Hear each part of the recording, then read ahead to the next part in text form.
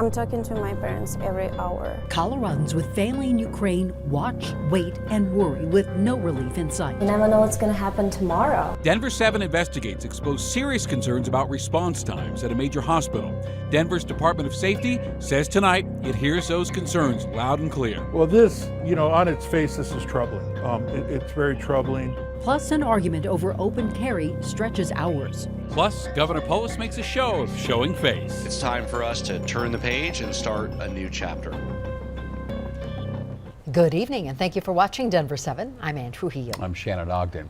The UN said today more than 50,000 people have fled Ukraine in the last 2 days. Most are in Poland and Moldova. And this is what could lie in wait for those who stay. Parts of Kyiv, a city with a population of nearly 3 million people, were shelled this morning. Ukraine says 137 soldiers and civilians have been killed. The UN recorded a lower number of deaths, but admitted more have likely been killed than is officially known. And underlying it all is the feeling that we are powerless to do anything to stop this. And for Colorado families with loved ones in Ukraine, that feeling is ever present and it is overwhelming. Here's Denver 7's Bayan Wang. I have my mom and my dad over there in Kyiv.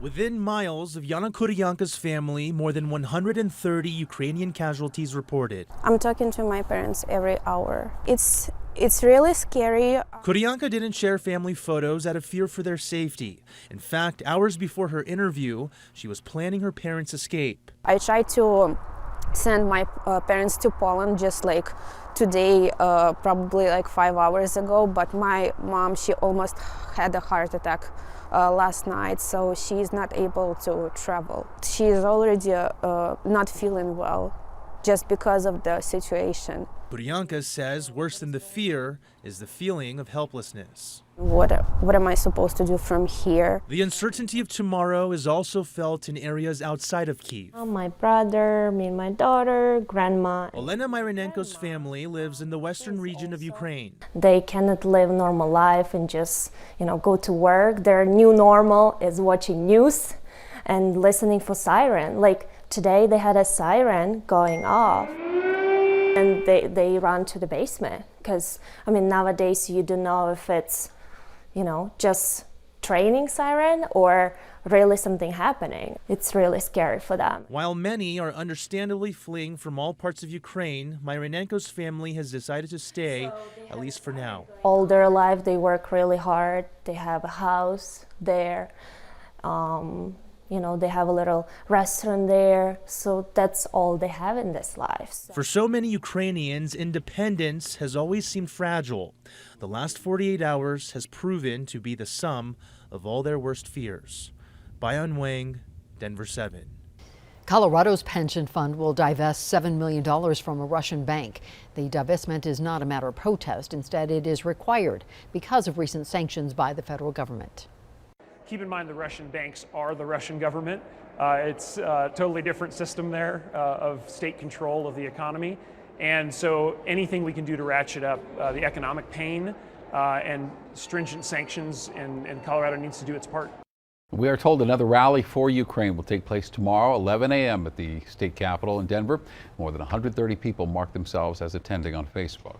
And Ukrainian President Zelensky posted a video of himself today to deny Russian-spread rumors that he had fled Kyiv. The Defense Ministry also told Ukrainians to prepare Molotov cocktails to protect the capital city from attack. And that resolve will be tested in the coming hours.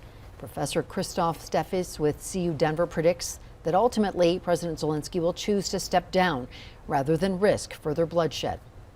The situation is such that I assume that within the next 5 to 8 days max, the Ukrainians will surrender to the Russians. I believe that the president of Ukraine is a very rational, level-headed person, and he will, as soon as the situation is lost, he will surrender. I'm pretty sure about that. A spokesperson for the Kremlin claimed today that Vladimir Putin was ready to talk, and nothing about Putin's actions leads us to believe that he is serious. Denver's most powerful voice on public safety says he will ensure accountability at Denver Health. That pledge follows multiple reports by Denver 7 Chief Investigative Reporter Tony Kowaleski, who exposed some troubling response times and poor morale before filing the story.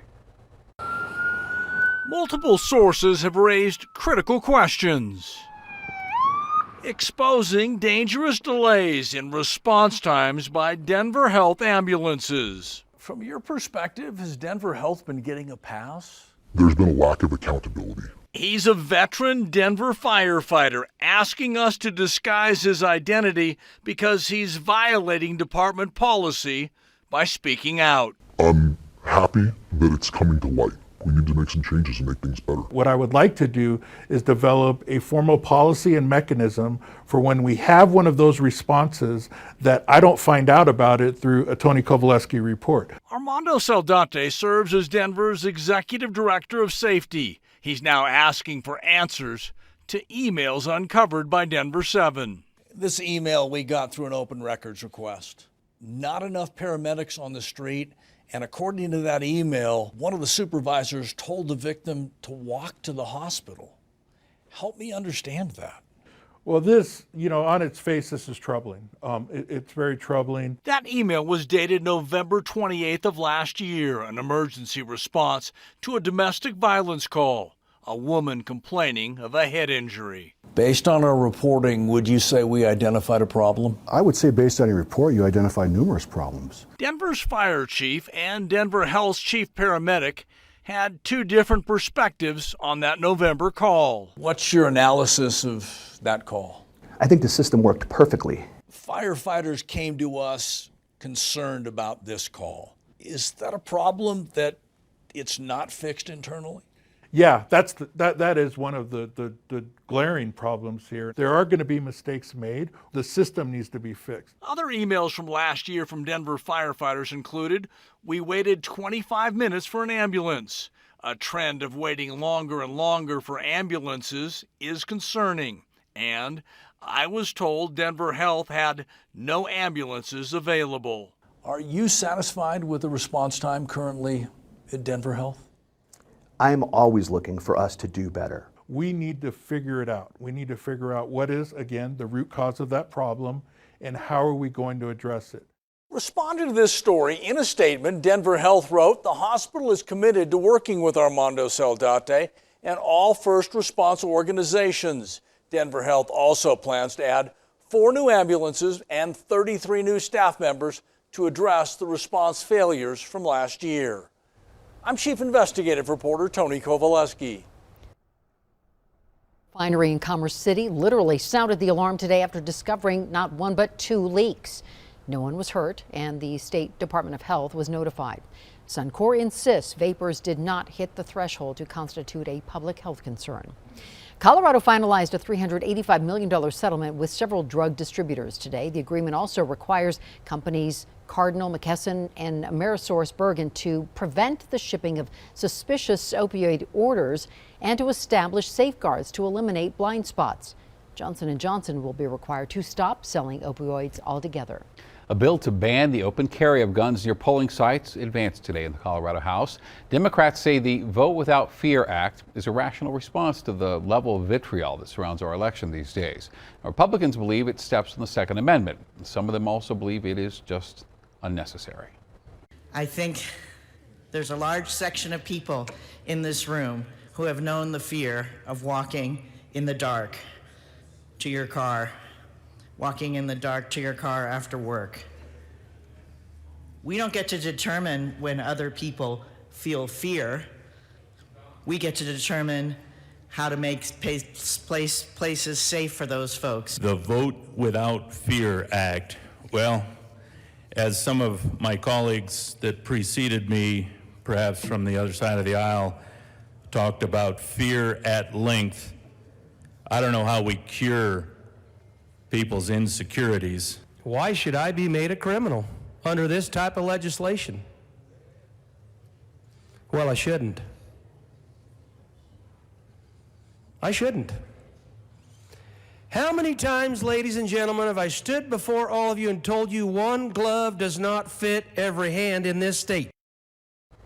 To our knowledge, only 6 states prohibit guns at polling places. 4 others, Mississippi, Missouri, Nebraska, and South Carolina, do not allow concealed firearms, but do allow open carry. The Vote Without Fear Act must still go through one more hearing in the House, and then it heads to the Senate, where it is expected to pass. Governor Polis said today that while we are not done with coronavirus, we are finished dealing with the pandemic as we've come to know it. His comments came just hours ahead of the CDC announcing that 70% of the population lives in an area at low or medium risk and should feel free to go without masks. Now, look, there is no claiming victory with regards to the virus. The virus is here and will likely be here for the rest of our lives. But it is time to acknowledge that we've reached a point in Colorado where Coloradans who are fully vaccinated can freely live without undue fear. So if you choose to go without your mask or attend a concert with your friends or simply go out to dinner and you're fully vaccinated, then by all means do it. Live your life, don't feel guilty. 400 people are currently in a Colorado hospital with a confirmed or suspected case of the virus. 90% of Coloradans are thought to have immunity to Omicron. U.S. Transportation Secretary Pete Buttigieg toured Glenwood Canyon today. Now, more accurately, he toured the effort to refortify the canyon in the aftermath of last year's mudslides. Road repairs were finished a few months back, and CDOT has since positioned resources to remove the debris from the Colorado River, and that work is expected to wrap up by the end of March. A 65-year-old man missing since Sunday has been found safe. Cameron Thorne's disappearance was announced days after the fact and in the middle of a horrible cold snap. It remains unclear where he was during the time he was reported missing. Coming up, Colorado snow as you have rarely seen it before. I have become a little bit snobby about the whole thing. I have certain criteria. Pretty chilly temperatures sticking with us in through the rest of tonight here in Denver, but we do have a chance for a few flurries. I'll let you know when those will be showing up.